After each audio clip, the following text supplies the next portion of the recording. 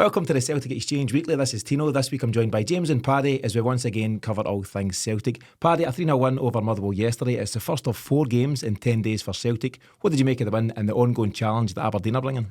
I was really impressed with the performance yesterday. I think we've got it in our heads as fans that, you know, that game after a European game is always can be a difficult one, potential banana skin for us. But I just thought the display yesterday was very professional. We weathered a 5-10 minute storm. Motherwell had a couple of chances hitting the post twice in that time. Some really good effort for the free kick from Lennon Miller, but I still felt that we really took control of the game and a very dominant performance in my opinion. In terms of the ongoing challenge, I think it's great. I think it's really healthy for the league. I think we're all pretty excited to see that there is another face up next to us, and we were playing to get back on top of the table yesterday, which is another added incentive for this team. But I think they relish these challenges, and long may this challenge continue because it keeps us on our toes. Yeah, I think competition's healthy for anyone, isn't it? And it just keeps you on your toes, as you say, Paddy. I was watching Aberdeen on Saturday night. I was cheering them on. I wanted them to win, and so they did with a goal in the last 5 minutes or so, something like that. Just very quickly, you mentioned Lennon Miller. Should Celtic be signing him? Yes. I think he's very interesting. I still think that it's very hard to say at this point. A lot of weight on his shoulders, but he does seem to carry himself fairly well. Who he's playing alongside sometimes may bring his performance down. I think he does a lot of jobs in that midfield for who he's playing with, and he does not last the 90 minutes as of yet. But I would like to see him in a more established side if he was part of our starting 11.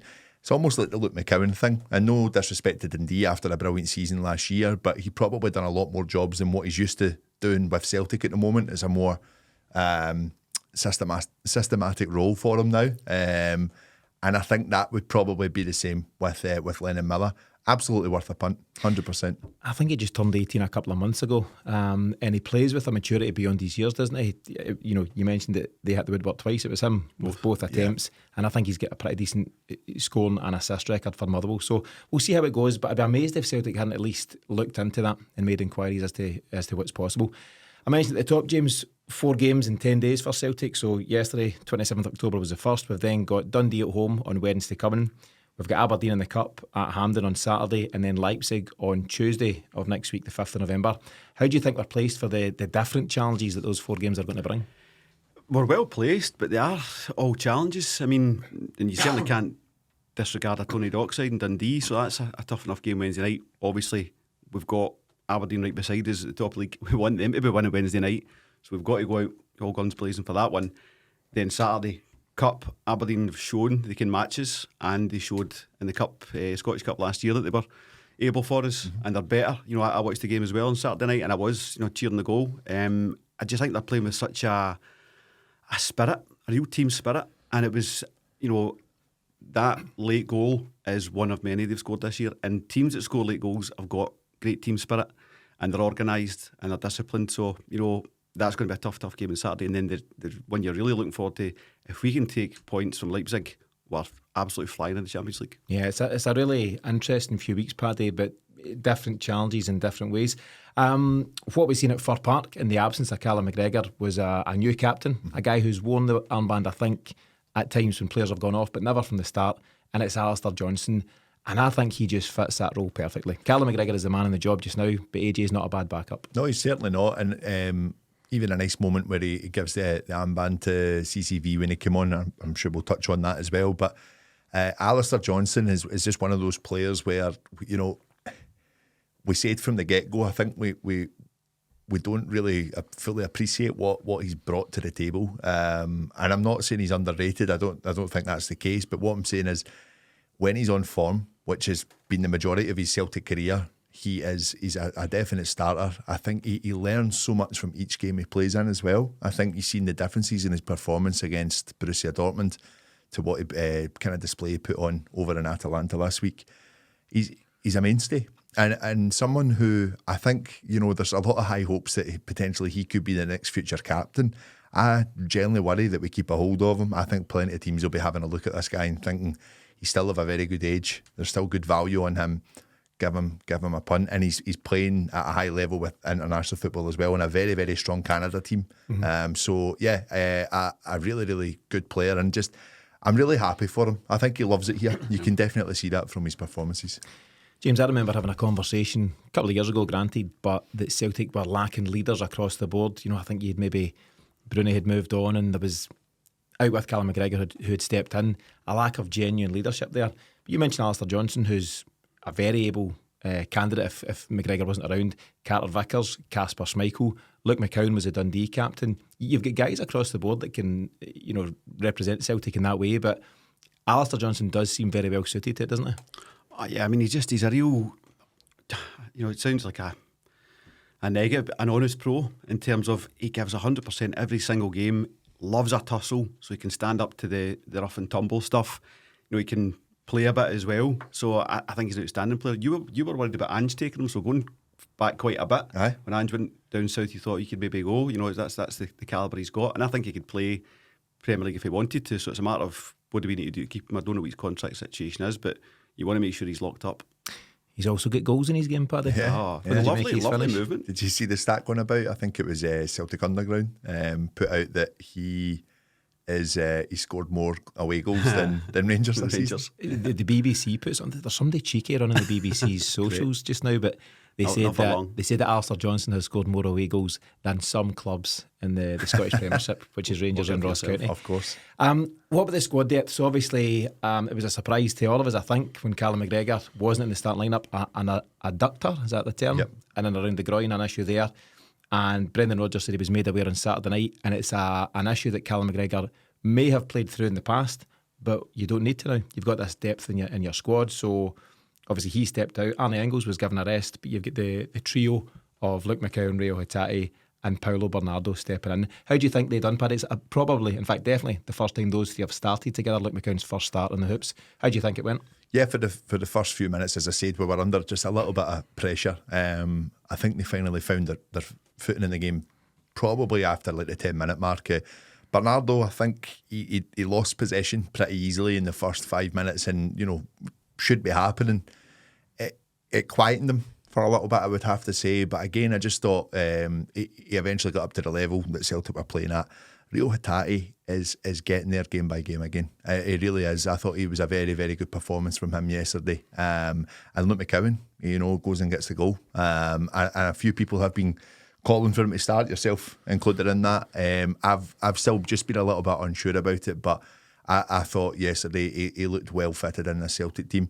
The three for me played really well together, and that is great food for thought for the manager as well. Yeah, and they opted to go with Paulo Bernardo sitting in the Callum McGregor role, Rio Hatate further up, and Luke McCowan further up. I'm saying all this, James, like you and I watched the game, which we didn't. Obviously, we've got the highlights. We gas ourselves up. Well, that's the end of the show right there. So, couple of frauds. Missed the game in its entirety yesterday because it was your sister Julie's 50th birthday. It's actually her 50th right now, Monday. So happy birthday, Julie. And now and then you need to miss Celtic games for more important things, and glad we did. Missed the game, got the highlights, so you are all things Celtic Motherwell if it comes up tonight. Back to hosting. Back to hosting. And a fine job you done too. Thank you. We're obviously talking about the strength and depth in the squad, and there's a good quote from Brendan Rodgers who said, "I've told the players they all have a role to play. Don't ever think it's just about the 11, because with how we work and with the number of games and the energy we have to put in, they all know they have a big contribution to make. We were able to rest Arne, who came in as a young player and played so many games. The distance he covered in midweek against Atalanta was huge, and I'll come to some of his stats in the middle part of the show." And he says, "I'm obviously very grateful to the club for getting the players in that allows us to do that." You can question, James, about the depth in Europe. We're maybe still a bit light there, and some additions and improvements to be made. But the fact that you can have a starting 11 without your captain, Callum McGregor, without your record signing, Arne Engels, without your best defender, Cameron Carter-Vickers, it says a lot about where we're at domestically, depth-wise. And a £9 million striker on the bench. £9 million either, yeah. So I think the depth is getting there, and it's not even necessarily signings that are required, but just a wee bit more development. Nicholas Kuhn was on the bench. There you go. Yeah. But a wee bit more development from Kuhn, from Engels, those kind of guys, and they'll be a higher level this time next year. So more than good enough for Scotland, but could also be just about good enough for Europe as well. There's just a couple of tweaks in the squad, I think, but these players are going to get better under Brendan Rodgers. I only know Kuhn was on the bench because Paddy told us, because we've no idea. Aye.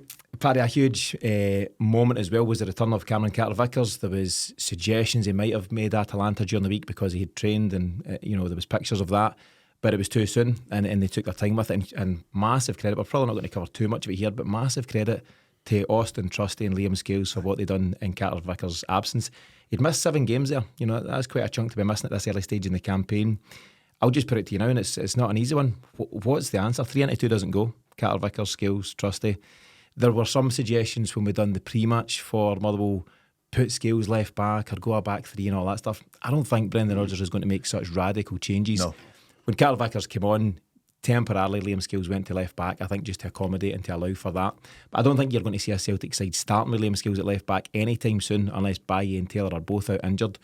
So on that basis, if you've got Baye or Taylor at left back, Johnson most likely, or Ralston at right back, who's your starting 2 centre halves? I still think it'll be Carter-Vickers and Scales. I do. And not to take away from Austin Trusty, I think that Liam Scales, we've spoke about it, especially myself, quite a lot, that he is the weaker link in our defence, but he's got enough credit in the bank this season so far. He's been putting in some really, really strong performances that I think that he gets the go ahead in the games that Carter-Vickers is back in.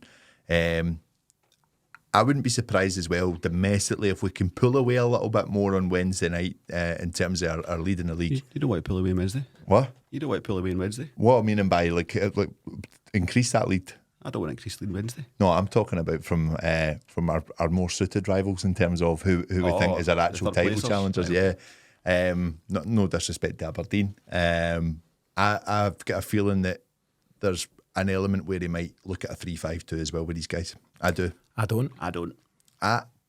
Watch this space. Watch this space. That's all we can do. That's so fine. we'll just need to see what comes of it. There's quite a lot of folks though in the comments. Several folks on, when would that have been, Friday, when I was doing the pre-match, suggesting that. And I suppose you always want to look, ultimately the challenge for any manager is to get your best 11 on the park. Who's your best 11 players and how do you fit them in? But I don't see him veering away too much from his tried and trusted 4-3-3, particularly when he's shown that there's flexibility within the 4-3-3 to defend in the way that we did against Atalanta. The reason I'm saying that, and it's not a slight on you guys for not seeing the game, but in the offensive side, on the offensive side yesterday, it was almost in the transition. It was going back to the 4 at the back in terms of if we were under pressure. But on the attack, it was our 3 coming in together, in my opinion, and Alistair Johnson pushing forward, almost that extra player in the attack. So it will be interesting to see if that's something they kind of look to stick to. I could see it working. I think that there is enough pace between the 3 of them in that back line as well. And I think back to, obviously the game last week, he won't like the word, it was a pragmatic approach. He kind of curtailed everything into our own half, and that's where he did come in terms of the shorter distribution from Kasper Schmeichel. But these 3 do have the pace in terms of being a bit more solid. The way Arne Engels would utilise the 3 centre-halves that he had in 3-5-2. Balde probably was only one with a bit of pace, though. Valharan and Mialby weren't the quickest. Yeah. I think that's the interesting side of these 3 if they were to get into that position. Listen, it's something I think he would only really try if he felt comfortable domestically that he could do so, and I don't think we're too far off that, albeit, yes, with Aberdeen next to us, but it's something to think about, and it's another look of a different formation in Europe as well. It's worth watching, and we'll see what plays out. I just think that it means that you'll have to sacrifice one of your wingers. He's a coach who likes to play with wingers, always has done, and at the moment it's Dies Maeda and it's Nicholas Kuhn who are fulfilling those roles to pretty good effect. If you go 3-5-2, is Johnson wide right of your 5 and is Baye wide left, and does that then leave you with Ida and Kyogo up front? I don't know. I'm just not sure how it shakes up further up the park. Again, the only reason I'm really kind of thinking about those changes in the wings is obviously we see James Forrest coming in yesterday, and nothing against Forrest, I thought it was a tidy performance, but we are still short in the wings. We really are, and I think that if you're able to give some players domestically that rest, and it means that you're seeing the likes of Baye or Greg Taylor in that wing back position and Alistair Johnson on the right, or changing it up for 2 of the wingers to get that opportunity there as well. It creates another opportunity for resting the players. Yeah, that's true. You miss one Motherwell game and you get mugged off, but you're bad time. It's harsh. James, Austin Trusty, let's spend a wee bit of time on him just now. Doing the post-match after the Atalanta game, first comment was from Davy Gregg, who we know well. And Davey said tonight was the night that Austin Trusty became a Celtic player, and I thought that was bang on. He was a guy who was under a lot of pressure, a lot of criticism coming his way. Yes, he was played out of his natural side, being that right-sided centre half, but he hadn't covered himself in glory. What a night to step up. Yeah, I mean, I think that's, and he's pretty much said it himself, that's the kind of game he loves, where his backs to the ball. But we don't play like that all that often, So, but in Europe, we absolutely do. So great to have guys like. I mean, I thought Shane Duffy was that kind of player as well, but just didn't play in a team that was really going to be backs to the wall. We obviously were during the weekend, and he was outstanding. But and again, still being out of position. So it does, present a challenge for Rodgers as to what to do. But I think it will be good rotation between the three of them. I think sometimes Trusty will play instead of Vickers, and they'll make sure that Vickers comes back slowly, and they'll just rotate that throughout the season. I think because they're all, able enough to cover. But I don't see it being Trusty bumping Scales out or Scales bumping Trusty out. I think they'll rotate the positions. At some point, somebody's got to bump somebody out, though, and at some point they'll all be fully fit and they'll all want to play. And if he's sticking with his 4-3-3, there's no time for sentimentality. He'll need to leave somebody out. Cup final tomorrow, everyone fit. What does he do? Scales and Vickers. Yeah. For now, absolutely. But I think we've seen this under Ange, and I think we've seen it under Brendan Rodgers as well. They're two managers that don't really like to disrupt things, and their back four, particularly their back four. Yeah, that's why the rotation wouldn't quite be in my thinking. But then he's also made the very good point of, it's not 11 players that are going to play every single week. That's the quote. Yeah. So I think it's interesting. I think time will tell. I do think Austin Trusty was brought in to be the central defensive partnership with Cameron Carter-Vickers. But listen, if the pressure's on Liam Scales and he's putting the performances in like he has been, then well done to him. I really I'm really impressed with Scales. I still think offensively it's not there, but the performance last week in Atalanta was outstanding, excellent. I think we'll see Carter-Vickers and Trusty tomorrow night. The way Rodgers was talking last week was that Scales has played a lot of football. He was almost kind of softening up the scenario for it to happen. So if Carter-Vickers is match fit now, I think he'll start with Trusty. Do you think Carter-Vickers starts? So Wednesday night? Yeah. You think he's ready to start? That's for the doctors to say really what markers did he hit yesterday, and if he's hit all these markers, then they probably want to get him a 60 minutes, Yeah, well, I would ask you this question: would you want Carter-Vickers fit for Saturday against Aberdeen or fit for Leipzig? I would just rather he had some game time in one of those games, not to be his first start. I'd say Leipzig. I think they'll be playing that game by game with him, won't they? Aye, but that'll be the thinking of Rodgers, and I'm pretty sure they always say they're going game by game, right? Which that's the best approach. But they'll be looking at it like, who are we going to go into with this game? Because this is going to be a tough game next week. Oh, big time. Yeah, it's a nice problem to have. If all three of them become fit, I think Liam Scales came out of last season with huge credit, and I thought he was maxed out. What was Miff's term? He was like a maxed out credit card. A bit cheeky now. But that's why he's not here tonight. He's found further improvement in his game this season. Yeah. This season he's improved, and he's in international football, and he's scoring goals for Ireland. And defensively, I still think we're lacking, and I still think good teams realise he can't bring it out for the back. Okay, so we'll see what the manager does there. The other big question at the back we'll cover just before the break is Paddy, who continues to impress, and Greg Taylor's back, fit, available, but didn't get any minutes. The manager had a call to make, and he chose to give the minutes to Carter-Vickers and move Liam Scales out to left back, because I've seen it in the highlights, Paddy. And Paddy, for the most part, seems to be the guy that's in favour. We've got this big run of games. You've got, I'd be surprised if Taylor doesn't get some game time against Dundee on Wednesday. But then it's two really important games: Aberdeen Cup semi-final, Leipzig. Obviously a huge game. What do you see him doing at left back, James? Bye all the way. Yeah. I think he's got everything we need in a left back. The questions on him were about his defensive abilities, not because he hadn't shown it, but we hadn't had a chance to show it. And I think he's had that chance obviously against Atalanta. And he's just really starting to make the position his own. We can see what he does going forward. He gives us an awful lot. Beautiful ball into Johnson yesterday. Yep. It's on the highlights. So things like that. I think Taylor's really going to struggle to get in. And if the contract situation is as we are led to believe, that he's able to talk to other clubs in January, and he's not got a new deal on to go with Celtic, I think he'll start to be the end of Taylor, which will be a shame. He's been a great servant. I mean, you're talking about captains in your team. I think he's one of them. Mm-hmm. I think he's a real character in the team. But football's football, and things move on. But we then need to look at the situation, because Batty's obviously only unload himself. It'd be interesting to see what work Paul Tisdale, now in the building, is doing behind the scenes in terms of the left back spot, because as James says, both of them could be off next season. You know, you could have them for now. Taylor might leave as early as January if the right move came in for him, and we just don't know what's going to happen with Baye. And we've still got a guy called Bernabe on the books who's tearing it up by all accounts in Argentina. Good finish from him the other night. Lovely finish. Stay there. He's goals and assists, Brazil. right, left and centre. Brazil. Anyway, your thoughts, Paddy, before the break? Austin Baye. Alex Baye combo player. Or Greg Taylor. At the moment, I'd say that it's Baye's jersey, but I see where you're coming from, James, in terms of is this maybe the beginning of the end for Greg Taylor. I think there's still a long season to play. I think Taylor still has a part. Oh, definitely. I think I wouldn't even necessarily say that it's Baye's jersey, come and get it. I think that both of them have put in a good start to the season. I'm saying it is Baye's jersey, come and get it. But I would think that the performance from Greg Taylor, albeit it seems as if he was playing with a bit of an injury over in Dortmund, was a bit of a shocker. And that's the reason we've all said we need to look at our left back position for a long time. It is interesting to be going and sign a left back in January, get someone in and get them ready, that in case both players do leave next summer, that they're good to go. Baye done I think a bit of an interview over the weekend, and he was saying, I don't know what the future's going to hold, but I want to give my all for this club, and he knows that the challenge is there and he's excited about the challenge against Greg Taylor. So I think that the two of them will definitely spur each other on. I think Greg Taylor's professional enough in that side as well. And he is one of the players with influence, but is it the influence from Greg Taylor that's kept him in the team this long? I think that could be a case as well. Really interesting situation there at left back and definitely in the centre defence. So we'll see what the manager decides in the coming weeks. Let's take a short break. When we come back, we'll take a closer look at Celtic's midfield at this moment in time.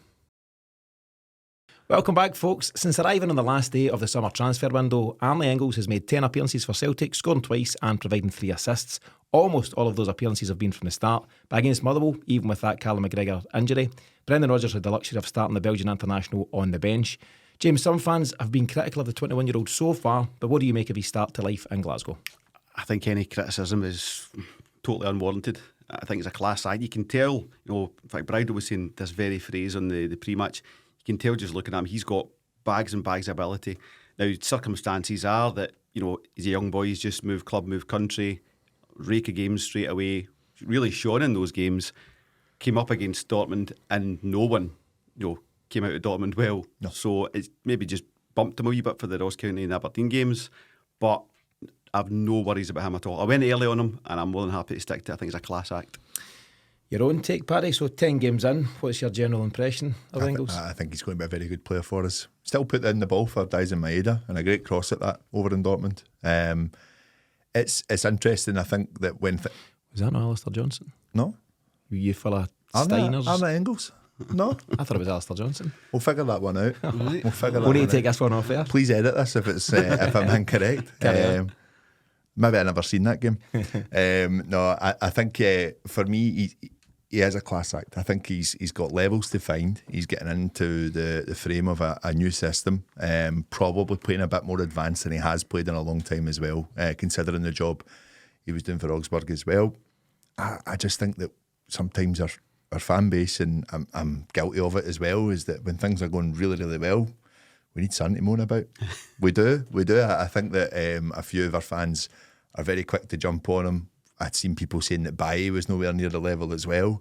Give these guys a chance, let them get in the door, let them get settled. As you say, moving to a new country, a new city, and he's got a bit about him. He really has. I think he's got a bit of character. I think he believes his own hype as well. But just let him find his feet. It's a different setup altogether. Yeah. I think at 21 you need to give guys that leeway.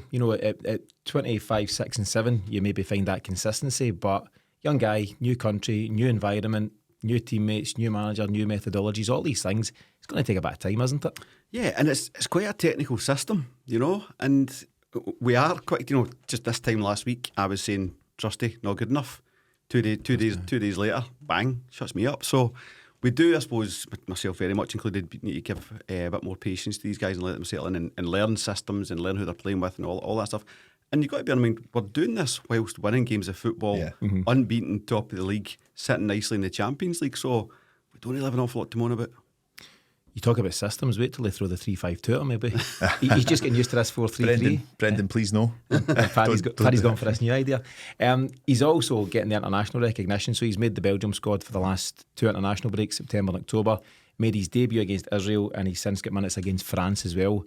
That is a huge confidence boost for the individual, but also Belgium don't pick players for nothing. You know, they clearly see the talent that Celtic have seen and that most fans have also seen. Yeah, and listen, I don't think you play in the Bundesliga for no reason as well. I think it's a very good setup, and he is coming over here. He wants to play Champions League football. I'm thinking I'm going to touch on some of the stats from last week as well. And so far in this campaign, people were talking about almost an ineffective side going forward and keeping the ball. But my God, the running he done for Callum McGregor last week was incredible. I just thought he was everywhere. He covered the skipper really, really well. And I would say the same for Rio Hatate on that as well. They moved so much more for their skipper last week. So just on those stats, so you can go to the Champions League website and there's all sorts of stats on minutes and assists and all these obvious things, but there's some interesting ones on distances covered. So Arne Engels has covered the 9th highest distance in the Champions League so far this season with how many K, just for fun? Unless you've read it. 27. 31. 35.5 kilometres, so that's almost 12K a game. Who's number one?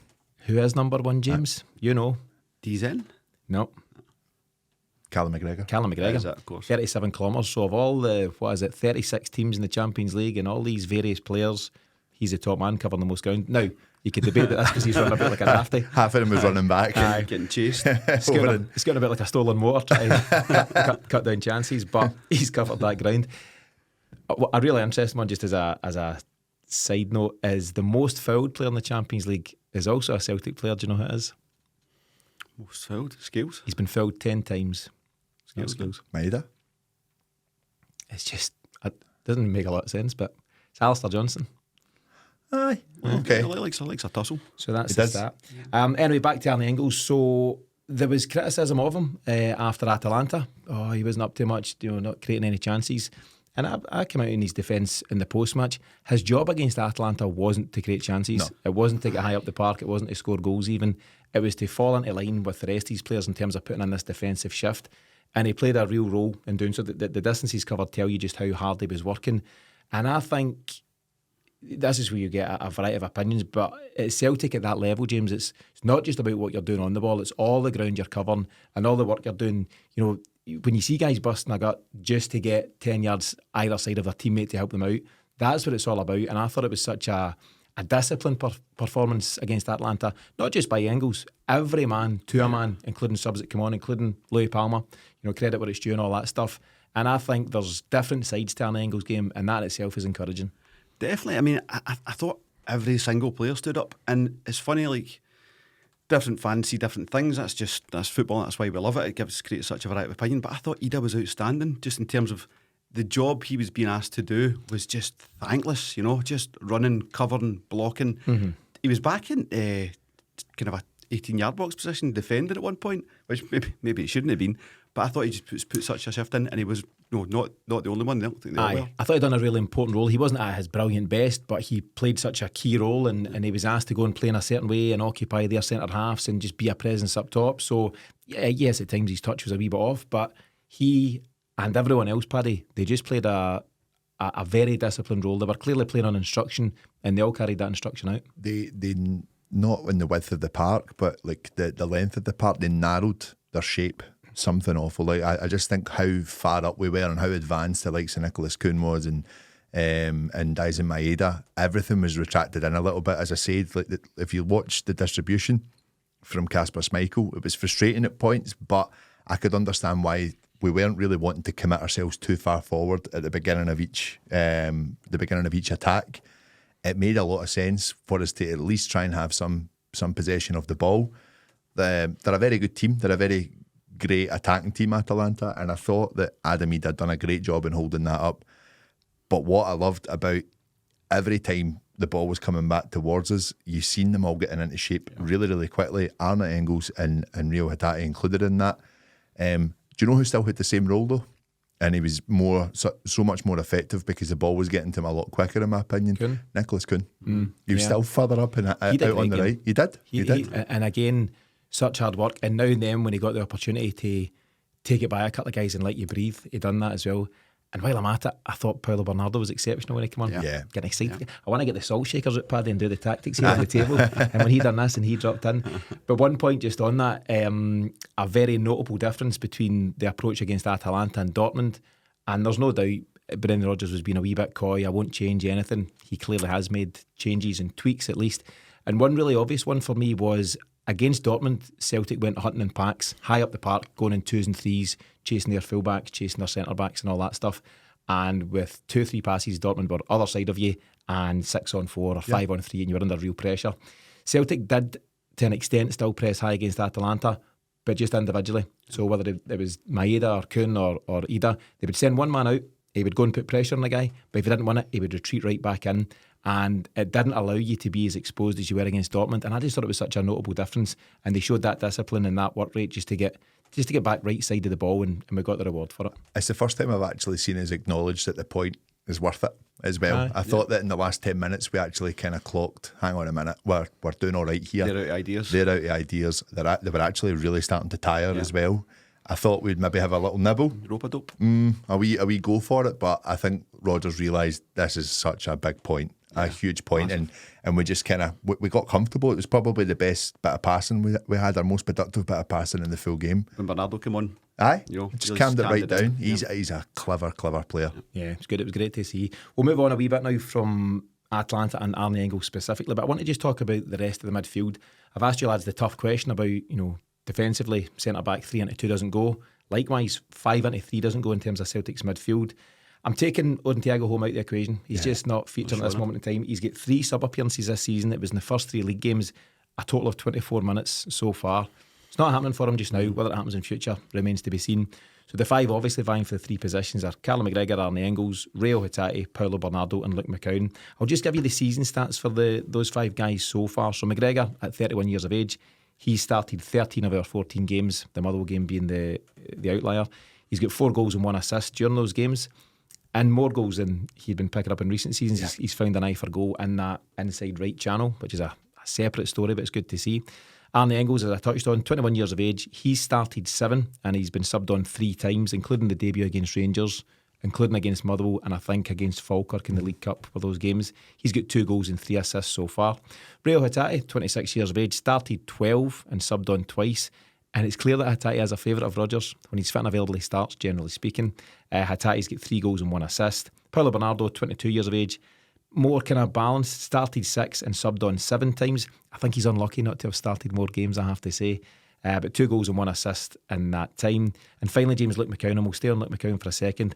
26 years of age, started 1 game now against Motherwell, and he's been subbed on 6 times. He's got 2 goals, no assists so far, but loving life at Celtic, and he's absolutely embracing the opportunity that's been put his way. Yeah, I mean, that's why I was banging the drum for him to start the game. He wouldn't have started the game but for McGregor's injury, but I think anytime he's come on, he just doesn't look out of place. Yeah. Mm-hmm. And he's got that hunger that any one of us would have playing for Celtic as a fan, but he's not careering around the park just kicking things. Mm-hmm. I think he's a real classy player, gives us a lot of energy and something completely different from the other 4 players as well. Quite right that he wasn't in a 6th position, he was in the more attacking position. I think that's where he belongs. He can bring a bit more of his, he can express himself better there. Mm. But yeah, I mean, it's such a beautiful problem to have, because I think for most domestic games, I think he should be there or thereabouts, He took his goal very well, Paddy. He did. It's a good finish, I think, very similar to his goal. His first goal, I can't remember. Hearts. I think very similar to that, low and hard. And he's comfortable in that position. It is really nice to see him. It is really nice to see what else he brings to that area in the park as well. What you're noticing with him now, I think, is more when you see him play for Dundee. That's one of his gifts, was getting the head up and looking who was around him. But I think there's a bit more in him now. He's saying, right, I've got the head up. I know who's around me. But I think if my manager was right next to me, he would say shoot. And I think he's bringing that a lot more to his game now as well. The confidence is there. And I think, as I say, we've kind of heard about the comments from like Callum McGregor, James Forrest. They're pretty much saying you're not here to make up numbers. Yeah. You're part of this squad. Go for it. Believe you are a Celtic player. Stan Petrov had a great example. I think something along those lines with him as well. He doesn't look out of place. He really doesn't. I love that for the 2 goals that he scored so far, on each occasion, he wants to go and tear away and jump the barriers. I think he wants to go up and see his mates. But he's been pulled back a couple of times, and we'll see what happens next time he scores. James, I think you made the point there. He's not looked at a place at any given moment. He made his Champions League debut against Atalanta. That's huge for any player. But now he's a Champions League footballer. There's suggestions that he should be involved in the next Scotland setup, and why wouldn't you? Absolutely. I doubt it, but well, you never know. No, you get Connor Barron, the greatest midfielder ever lived. Kenny McLean. Yeah, but he's every time he steps on the park, and that was obviously his first start for Celtic, he's slotting in nicely. Do you know, whether it's Luke McCowan or Arne Engels or Paulo Bernardo's return, I've got to say, I've not thought about Matt O'Reilly once, and I thought I'd be in tears. I was thinking that this morning, watched the highlights. You don't miss him. You really don't. And it looks like he's back training, and good luck to him. That's good. It'll be great to see him at Brighton, but it's testament to what Celtic are doing that you lose your top man, star man last season, and there isn't really that much of a loss at the moment. True, but what I would put to you is that Matt O'Reilly was a mainstay in that team. Last season and the season before, you would notice if he was out the team. Now I feel that because of that competition, that five midfielders going for those 3 places, it doesn't matter who's coming in. They all know they need to stake a claim. And as a manager has said already, it's not 11 players every week. Every single one of them will want to be on their toes. They want to be ready to be able to play for us. And that is such a healthy thing for a manager to have. But that's probably why we're seeing that when the guys are coming in, they're trying everything. They're giving 110%. Whereas if you look at it last season, Matt O'Reilly must play. He must play. If we drop him, there's a worry. Last season it was very much McGregor, Hatate, O'Reilly, and not much deviation from that at any given time. Just to round up this sectional, again I'll put you in the spot. Similar thing, cup final tomorrow. Who's your 3? I mean, in terms of technical ability, I don't think McGregor is the best of the 5. But in terms of what he gives you as a captain, a leader and a driver, he's got to be there. So you're really picking 2 from 4 rather than 3 from 5. Agreed on that, Paddy? I agree with that. Yeah. For one more season? I'd still say McGregor's technically the best there. Do you think so? Oh, aye, 100%. But he starts for all of us in different ways. We can discuss this off air. No, this is the show. Joking. This is the whole point. The after show is going to be busier than the show. Okay, so McGregor starts. I think Engels is developing, but I think he is going to be an absolute mainstay. So yeah, I'm picking him. I want them all to start basically, right? 3-5-2. A 5-5-5. 5-7. Because I like I say, I think McCown belongs in there, but he's up against like Rio Hatate and Paulo Bernardo, who are 2 class footballers. It's just very, very difficult. Cup final, I think for me, probably Hatate, Engels, McGregor. Agreed, the same. Also agreed. Makes for boring podcast episodes, I know. but that is what it is. Yeah. But I think that's not to say that Bernardo and McCown cannot stake a claim. If they continue doing what they're doing and maybe add a couple more goals, couple more assists, a big performance in Europe, big performance at Hampden on Saturday, the opportunities are there, and I think the manager's keen to reward quality. If you come in and you're not doing it, you'll find yourself back in reserve for a while. But the opposite applies. If you come in and show what you've got, you might well get a run. When was the last time we had a midfield that you could see 5 players that are well worthy of a starting position, though? You think how packed our midfield has been over the last 5-6 seasons, the amount of players that have been on the bench that have been given an opportunity and not taking it. I include David Turnbull, James McCarthy, another example of players that, it's been too much for them. It's just they've not been able to take it to that next level. McCarthy's a bit of a different one in his career. Iwata, Applegard. There's been a lot of centre mids around. Exactly. This is beautiful for Celtic. It really is. When you think about that headache that Brendan Rodgers has got, he'll be loving that. He'll be loving watching them all in training. You've got McCowan looking up to McGregor in terms of the application and the attitude. You've got Hatate and Bernardo probably like learning off each other as well, working hard against each other to get in that starting lineup. And then you've got Arne Engels, who is getting level and level and level. He's going to get better for us. Yeah. What a brilliant problem to have. And if you are owing Thiago home, have a look at what's going on, bud. It's a shame for him if the application's not there. It is on him, but have a look at what could be. If he's got the talent that he believes he has, and a manager, he would be in there. You never know though, because it's no shame not to get in ahead of those 5. Maybe he's developing in the background. Maybe he's just not ready. You know, that he's come from Scandinavian football and maybe it's different levels over there. Who's to say that going into next season he might play a part? Other guys might move on, so you never know. It's a great situation for Celtic. It's a beautiful situation, it's a beautiful as you say. moment. But you've got two things going on. You've got that competition that we're getting domestically from Aberdeen, and I think it's pushing Celtic on there. I think the Aberdeen draw last weekend helped prepare us for Atalanta. I thought that was a positive thing. Yep. And obviously we're getting more than tested in Europe. We're getting some real challenges there. But I think that just raises levels across the board. But within the squad itself, there's competition everywhere. And I'll use the phrase again, Brendan Rodgers rolled out last year, competition is often the best coach. And I think that's going on across the board. Kyogo can't rest in his laurels because Adam Ida comes in. Various wingers know that, you know, Forrest might come in, Palmer's getting some opportunities. We've covered the defensive line, the midfield. There's competition all across the board. Kasper Schmeichel's probably the only guy assured of his position right now. And who knows what Sinisterlo's doing in training. Listen, we'll take another break. When we come back, we'll do this week's Mystery Goalscorer. Welcome back, folks. We'll begin this final section of the show, as always, by playing Name the Goalscorer. Rules for anyone who doesn't yet know. Very simple. We'll play a clip from a notable Celtic goal, but the goalscorer's name has been beeped out from the commentary.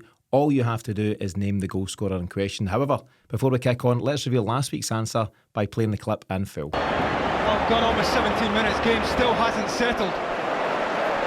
Still too frantic out there. Players still trying to get their breath, I suspect. Chris Commons, though, could make something happen now.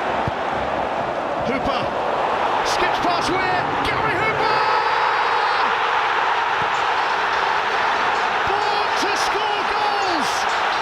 Celtic strike first, and we have another early Old Firm goal to get us going. So, Paddy, I think you've got the answer, both of you, but the goal in question, 20th of February 2011, Celtic 3, Rangers 0. The goalscorer was? Gary Hooper. Gary Hooper. James, big favourite? Big favourite. We watched that in the Riviera Hotel in Las called? Vegas, 2 days after your 30th birthday. Very emotional times, Paddy. Very emotional. Was it 3-0 or 3-1 that game? Something like that. Couldn't see through the tears. It was about 6 in the morning or something like that. It was 3-0. So Gary Hooper got 2. He scored in the 17th minute, which was that one, and the 28th minute, which was one where Izagirre got down the left-hand side and Great ball. whipped it over, and Hank Hooper nearly ripped a hamstring just stretching for it, but got on the end of it. And Chris Commons, I think he dinked to Alan McGregor later on in the game. Interestingly, a young James Forrest came on for Commons in the 82nd minute that day as well. James, I've asked you about Hooper. You're obviously a big fan. Miff's not here tonight, but he's one of Miff's all-time favourites, and for good reason, eh? Yeah, and people say, this player or that player's the best since Larson. I thought Hooper had everything, just a natural goal scorer. I think circumstances where he wanted to get in the England team, his agent convinced him going to Norwich was going to do that, and that just didn't work out. He was just playing at a lesser level, He was flying up here, playing great football, just an absolute fan's favourite. I loved him. When he went to Norwich, Paddy, were they still in the Premier League, I think? Yeah. But was it a January move he took? No. Summer move, I'm sure. Right. It didn't work out. Down to the Championship, and then he was still playing up until last year out in Dubai. I think he's back playing again. Lower leagues, English football. I think he's playing with his strike partners, Nile Ranger. Used to play Newcastle. With Newcastle. But no, listen, Hooper will go down in a long list of famous number 88s to play for Celtic. Paddy, were you a big fan? Amazing player. I just gave me some just brilliant memories. I think back to the Spartak away game. We hadn't won in the Champions League away from home in the group stages, and just such a great night that night, and just how big a part he played in that game. And then the game at Celtic Park as well, the finish, the ball through to him against Spartak, and just the finish low and hard. He was just a natural goal scorer. One goal, I think it's everyone's favourite for Gary Hooper. Just the result wasn't the best when we get beat 4-2 at Ibrox off Rangers, of course. And just the bend on it is ridiculous how he done that. El Kaduri scored that day as well. He did. Yeah. Served him later on that night when I was working citation. I was like, good goal today, and he was like, no, it wasn't. It was a McGregor howler, if I remember right, for Kaduri's goal. Just really good memories. Really sad to see him go, and I think one of those players of that Lennon era that really regretted leaving Celtic. Joe Ledley being one. I think Ledley was kind of told to go, but I remember reading about Kelvin Wilson as well, and obviously I think he had a lot of family issues that had to basically cut his time at Celtic short. But they all speak about it's a long way down. Didn't realise how good they had it at Celtic. Just a good player. Yeah, Hooper and a lot of those guys you mentioned played on a lot of big occasions, European-wise and otherwise, some big wins against Rangers. Hooper actually missed the Barcelona game in 2012, with Miku up top, and Bruni missed that game as well, I think. Right. Nisa Gary, that was a makeshift Celtic side that beat Barcelona, but another story for another day. Okay, let's take a listen to this week's mystery goal scorer. Let's play the clip. Callum McGregor's corner, Boyata knocks it down. Deflected. We'll be having that one again. This is what champions do. Celtic have scored in the last minute of the 90, and it looks like they will go 8 points clear on a defining weekend in Scotland. Bit stumped. A wee bit. I thought I had it there, but I don't. Want to throw a couple of names in the mix? I was thinking Van Dijk. Who? I need to beat that out now. The very man. Without getting into detail, do you know the game in question and all that stuff? Aye. aye. I need to beat that out now. Don't ask questions. Okay. As always, we'll reveal the goal scorer next week's show, and we'll also play the clip on social media for anyone who wants to have a go there.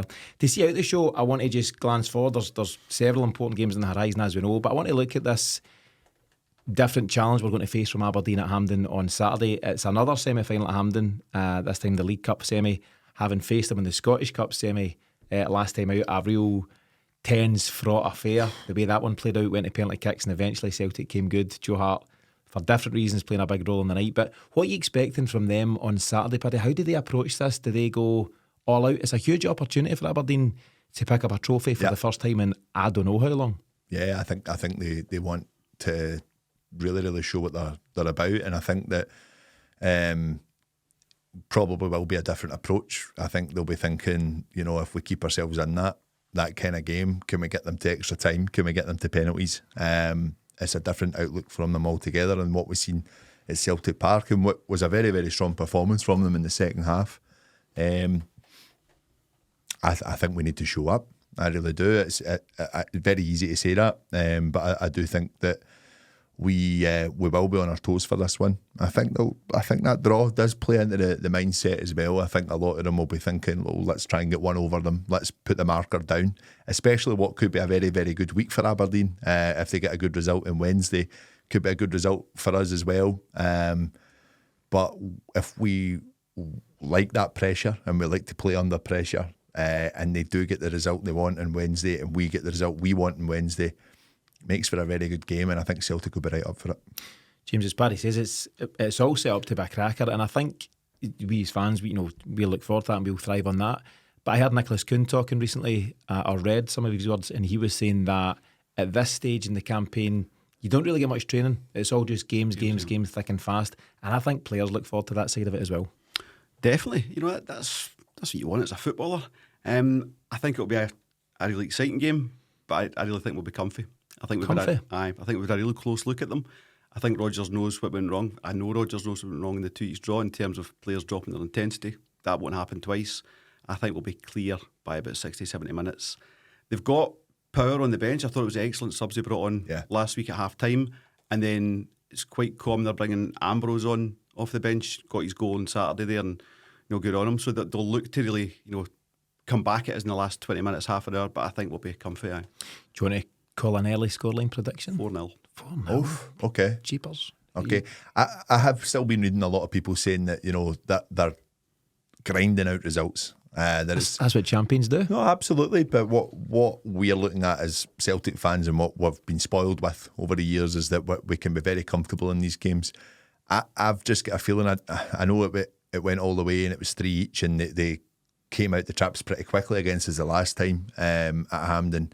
I think it will be a very, very pragmatic approach from Telling against us on Saturday. I think so. He'll try and frustrate us. Yeah. I think it's a better Aberdeen coming to Hampden this time around, but I think it's also a better Celtic. Yeah, I do, but I think this manager's game management, and like I say, does he have the confidence that his team are going to go toe-to-toe us for 90 minutes, or does he just try and drag it out? I've just got a feeling that's what he'll be thinking, especially after what could be backs to the wall kind of game or an end-to-end kind of game on Wednesday night for them as well. I think it'll take a lot of energy out of them on Wednesday if they want to go and get the victory too. I think Aberdeen are benefiting to a huge extent at this moment in time that they don't have European distractions. Yeah. They've just got domestic games, League and Cup at this moment in time to prepare for. But, if they get that week off, Celtic are not allowed to complain about that, according to Ewan Murray. Oh, jeez, oh man, I've not read that. that boy. He needs to give it up, man. Every Sunday there's another tweet aimed at Rodgers, aimed at the luxuries of Celtic. Yeah. We had another one last night. You didn't give him more time, man. Balloon. So a bold early call for now. I'm going to sit tight. I'll wait to see what happens on Wednesday night because I think that could have a bearing on how Aberdeen approach it. But I like what Jimmy Tilleen's doing. I like his interviews. He's not getting drawn into daft things. He was asked several questions ahead of their game with Dundee United at the weekend about you've got Aberdeen next midweek and then you've got Rangers next midweek and then you've got Celtic. He's like, one game at a time. I think he said at one point, I told you. Did he? Just Dundee United. He was quite sharp with them and it was good to see. But it's an interesting challenge for Brendan Rodgers, Paddy. He needs to... There's going to be certain rotation. You can't play 4 games in 10 days with the same people. Yeah. There needs to be smart rotation of the squad, and Rodgers and the players will need to be on their toes to get a result here. And that's why I think we've seen the changes we've seen yesterday, and the players that are likely to be in the starting lineup get that rest then, and then we'll see what we kind of go ahead with on Wednesday against Dundee. Be interesting to see what the lineup is. I think it'll be, again, a little bit of we've changed it up once more. We've not went back to what we've been familiar with in Europe. I don't think Cal plays Wednesday night. No, I think certainly not. Give it a few weeks. And I still think that there's an element. I know you're speaking about Carter-Vickers. I think Celtic are in a position where we need to manage these injuries because they're continuously coming back. Yeah. Better to do it at this half of the season than in the later half. I think it'll be interesting to see. Wednesday's lineup will tell me a lot about how Saturday goes as well, but I don't think 4. I think it'll be a close. I think maybe 2-1 on Saturday. We'll see. I think the suggestion from Rodgers is that Cal probably won't play on Wednesday, but he's hopefully to play on Saturday. And there's a Carter-Vickers question, there's a Greg Taylor question, there's lots of questions, but I think there's depth at Celtic to deal with this. I wonder if Aberdeen keep everyone fit and available. I'm not convinced their bubble will burst anytime soon, but if they run into a raft of injuries and suspensions, that's when it could really start to stretch the squad, and that's where the depth that Celtic have could come out on top. But it's going to be an interesting game. We'll have the pre-match countdown to kick-off show out on Friday, and we'll have that available in podcast and on YouTube. Just before we finish up the show, we get some sad news last week that Tommy Callaghan had passed away on Thursday at the age of 78. Tommy made over 250 appearances for Celtic between 1968 and 1976, winning 6 league titles, 3 Scottish Cups and 2 League Cups. Holds the very proud accolade of being the only player that Jockstein ever signed twice, so that says a lot. He signed him for Dunfermline in 62, I believe, and then Celtic in 68. I had the real pleasure of interviewing him last year on stage at an event to promote Matt Corr's book launch at Celtic Park this time last year, around about October, and just a genuinely nice guy. Loads of good stories, really entertaining. It's just a sad loss, and I know Matt and many others are going to miss him dearly. So our condolences go to all of Tommy's family and friends. Paddy, your final thoughts ahead of a really busy spell for Celtic? Yeah, it's exciting now. I think we're just really starting to see what that squad depth means for Celtic, and something we've been crying out for a long time. It's okay filling the team with players that might or might not do well. Now we're actually seeing what it means to have players with real quality in there and guys chomping at the bit to still make a claim and get into this team.